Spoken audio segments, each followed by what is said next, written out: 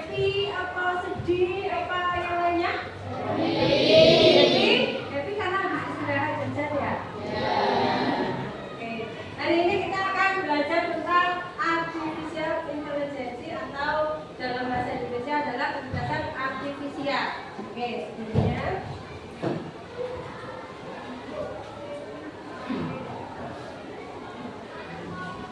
tujuan pembelajaran yang akan kita capai hari ini adalah yang pertama, menjelaskan konsep dasar machine learning dan computer vision secara sederhana, termasuk bagaimana model dapat belajar dari data. Yang kedua, mengakses dan menavigasi antar mereka web teachable machine dengan standar.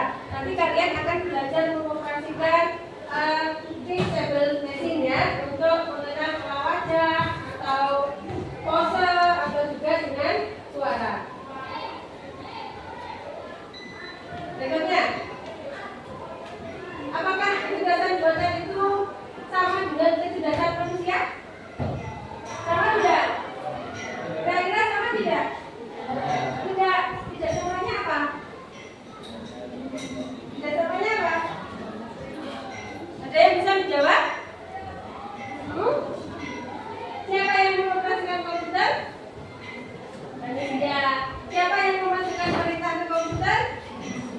Berarti kecerdasan buatan yang ada di komputer itu siapa yang membuat? Yang kedua, bagaimana cara kerja Google Web atau Netflix yang bisa merekomendasikan rute atau film yang sesuai dengan preferensi kita? Apa hubungannya dengan AI? Nah, kalau kamu menggunakan Google Web, bagaimana dia merekomendasikan pada kita? Bagaimana? Ada yang bisa menjawab? Kalau ada yang pernah menggunakan Google Web, bagaimana kalau kamu pergi ke suatu tempat dan kamu tidak tahu, maka kamu akan menggunakan Google Map. Biasanya dia menyarankan rutenya bagaimana? Yang terdekat, ya tidak? Karena dia akan merekomendasikan rute yang terdekat, dia mempertimbangkan kecepatan apa namanya itu lalu lintas, kepada lalu lintasnya bagaimana. Dia juga memperhatikan ramah lingkungan supaya tidak banyak menggunakan bahan bakar, maka dia merekomendasikan ke rute yang terdekat. Oke. Berikutnya, apa itu kecerdasan buatan? Bisa sambil dibaca.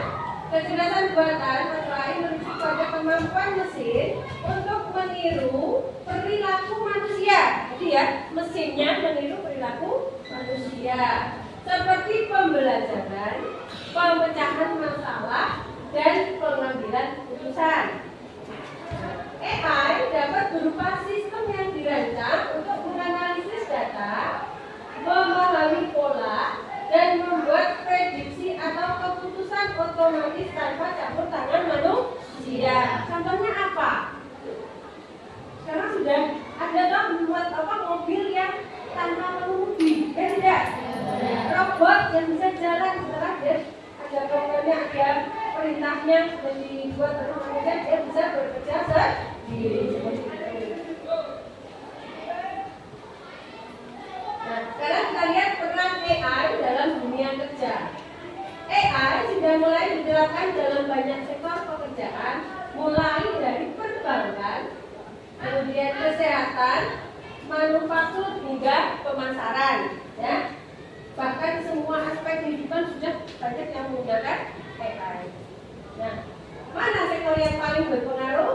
Nah, beberapa sektor yang paling berdampak oleh penerapan AI adalah manufaktur, transportasi, dan layanan pelanggan.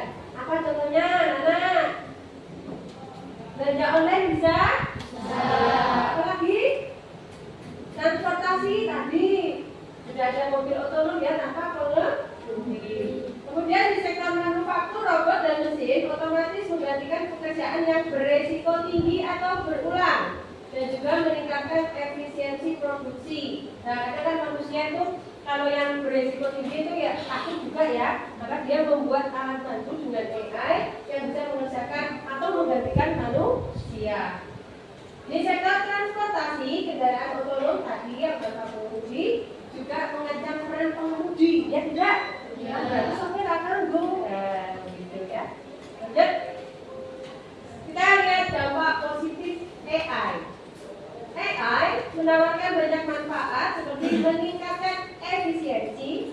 akurasi, dan penghematan biaya. Tuh, ternyata luar biasa manfaatnya atau dampak positifnya ya.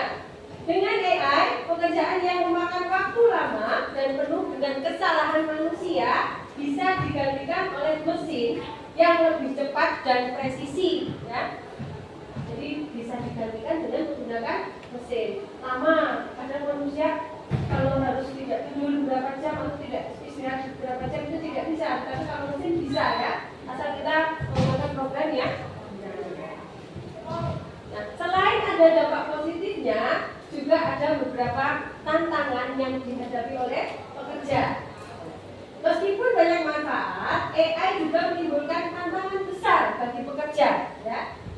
Salah satu kekhawatirannya adalah kehilangan pekerjaan akibat adanya otomatisasi.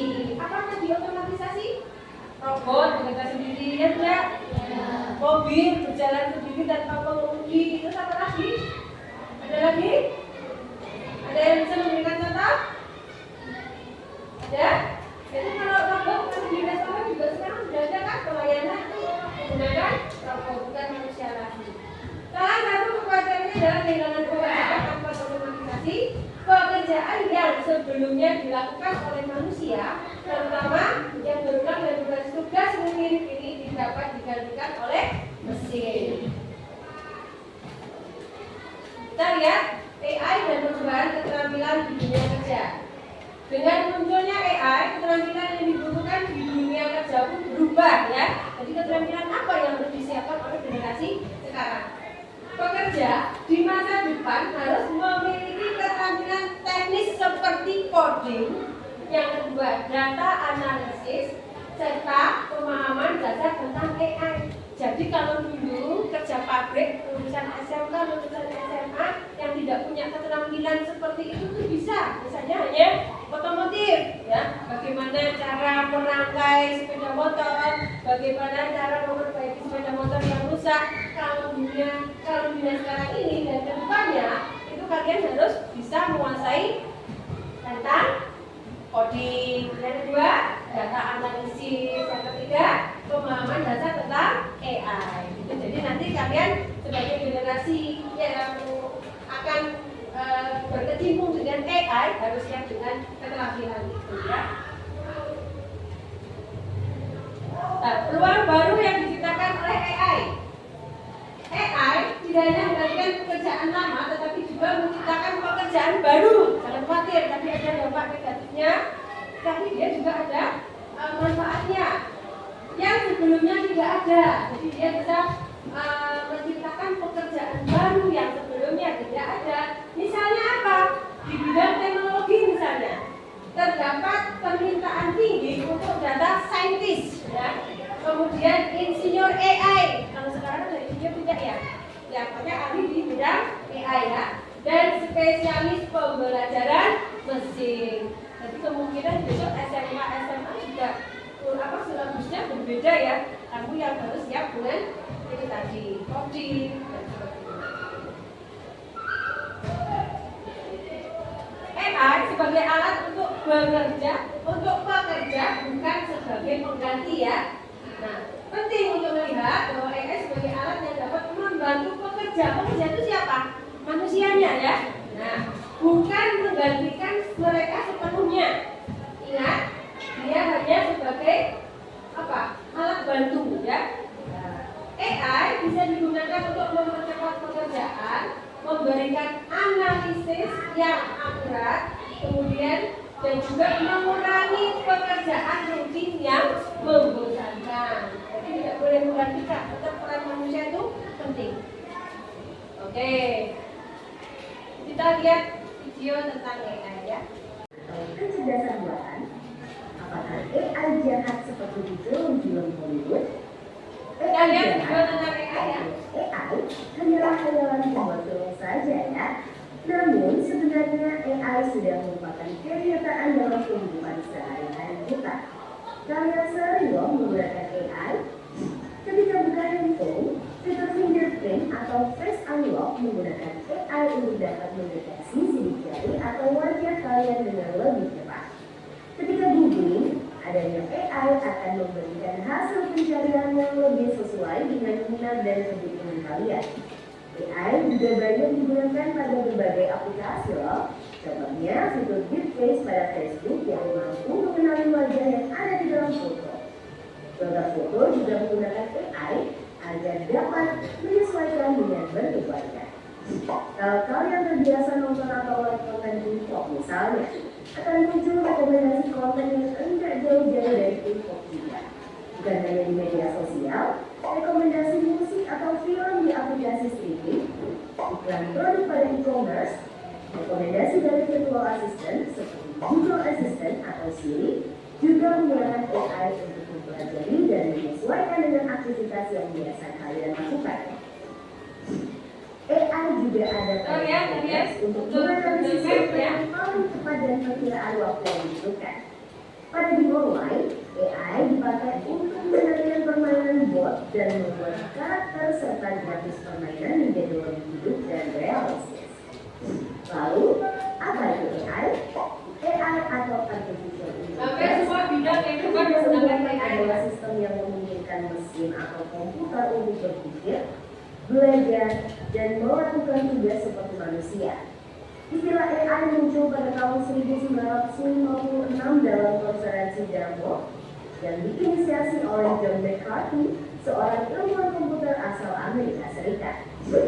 Di antaranya ada 4 teknik dasar pada AI, yaitu searching, reasoning, planning, dan learning. Searching adalah teknik menemukan langkah-langkah yang sistematis untuk mencapai suatu tujuan atau solusi. Contohnya AI pada Google Maps. Reasoning adalah teknik menarik kesimpulan berdasarkan fakta-fakta yang ada. Contohnya, sudah. Oke. Yang lainnya? Sini udah belum? Oke, sudah. Nah.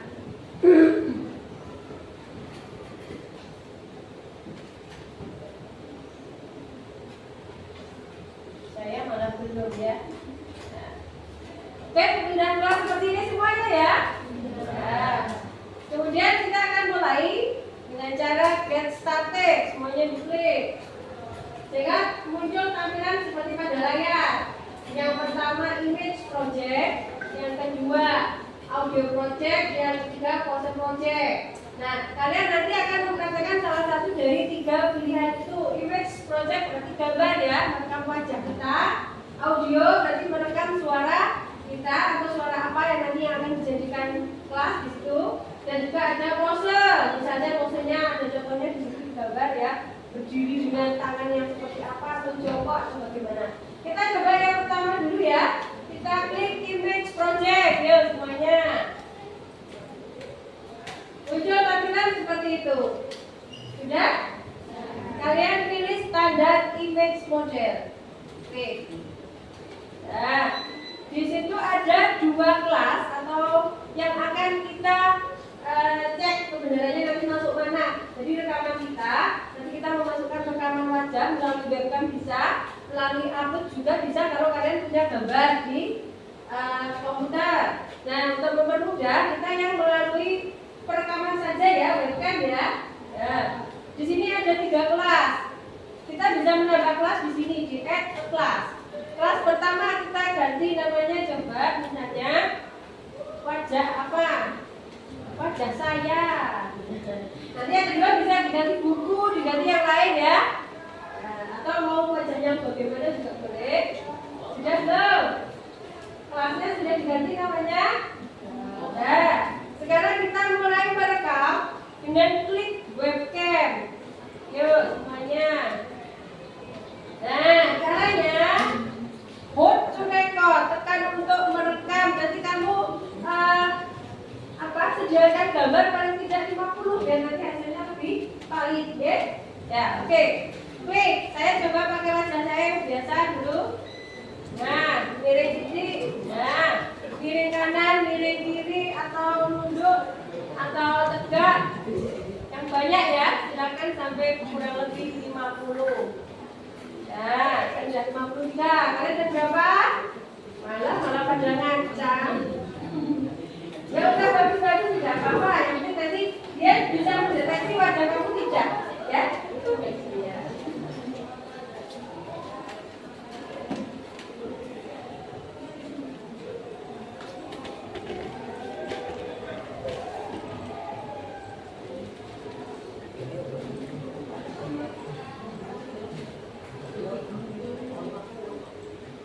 Sudah? Sekarang ganti yang kelas kedua yang akan kita jadikan pembanding. Kita lihat, kita coba misalnya kamu ganti dengan buku, ya. Buku kamu boleh, ya. Atau kalau saya dengan wajah tapi saya tutupi tangan, ya.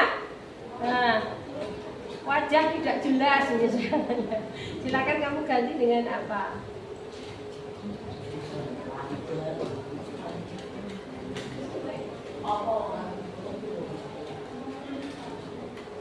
Oke, silakan direkam kembali yang kelas kedua. Klik webcam. Saya coba pakai begini, ya, pakai tutup tangan, jadi nggak jelas wajahnya. Nah, ya, sebanyak-banyaknya, biar nanti hasilnya akurat. Oke, sudah sampai ke tahap 2 belum? Tunggu yang belum.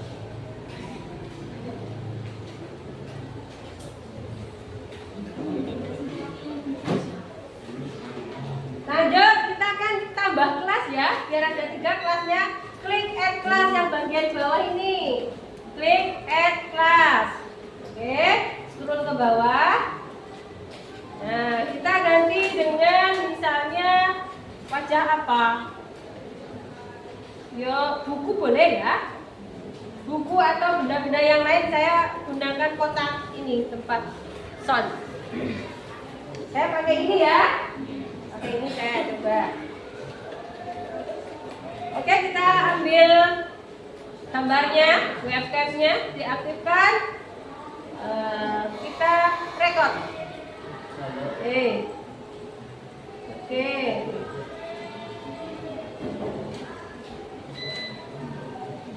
Saya coba miringkan. Ya. Dah, dari 55. Bagaimana dengan kalian? Sudah sampai kelas ketiga? Oh, ternyata sip, semuanya bisa, ya. Ini sudah benar. Baru 2, ya. Yuk, tunggu. Ketiga, yang sana. Yang tiga, akumulasi berapa? Oke, 50 lebih, ya.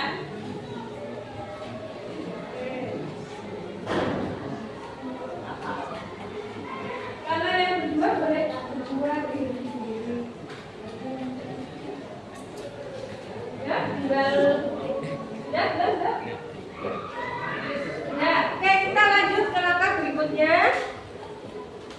Kalau sudah mendapatkan 3 kelas tadi, ya, untuk membanding, sekarang kita coba trainingnya dengan cara klik train model. Yuk, semuanya klik train model. Kita tunggu langkahnya. Sedang proses, ya. Oke, sudah jadi. Kalau sudah jadi seperti ini, coba kalian praktekkan. Dekatkan wajah kalian yang tadi kategori kelas 1, kelas 2 atau kelas 3. Apakah hasilnya valid atau tidak, ya? Coba saya di sini. Itu wajah saya kelas ke-1 ternyata 100%, ya. Nah, yang kedua tadi kan saya tutup dengan tangan, ya. Coba. Oke, hasilnya juga 100%. Yang ketiga dengan kotak. Ini. Hasilnya bagaimana? Hasilnya 100%. Oke. Bagaimana dengan kalian? Berhasilkah? Coba di hasil dengan tadi kita menggunakan image, ya, image project. Kalian boleh mencobanya untuk yang lain, mau audio project atau mau yang ketiga tadi apa? Pose, ya. Silakan dicoba. Dengan cara kembali ke awal, ulangi lagi. Nah, silakan dicoba. Kembali ke awal tadi back, ya, sebelah sini. Kemudian pilih yang audio atau pose project. Silakan dicoba.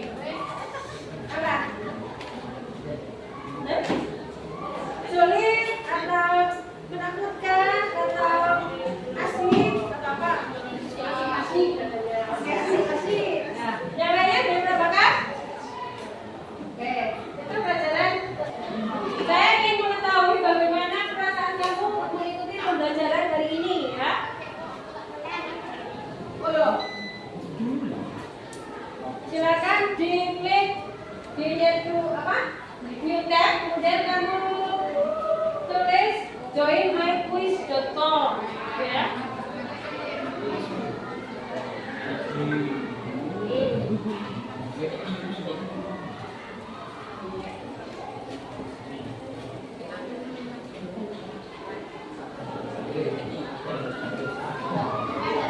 Ya, silakan ketik joinmyquiz.com, kemudian masukkan kodenya di depan ya. Namanya dimasukkan. Oke, saya mulai ya. Silakan kamu pilih bagaimana perasaan kamu mengikuti kegiatan pembelajaran kali ini. Pilih salah satu. Untuk berikutnya, kita akan melaksanakan asesmen formatif dari yang tadi kalian praktekkan ya. Silakan mulai lagi gabung ke Join My Quiz. Kamu back dulu ya untuk mengerjakan asesmen formatifnya. Lihat tadi pembelajaran kita hari ini tentang kecerdasan artifisial ya. Nah, untuk pemahaman kalian biar lebih baik, nanti akan Ibu berikan tugas rumah yang saya kirim di WA group ya. Oke, hari ini cukup sekian dari Ibu. Ini cukup sekian. Bisa kalian lanjutkan untuk pelajaran berikutnya. Sekian dari saya. Assalamualaikum warahmatullahi wabarakatuh.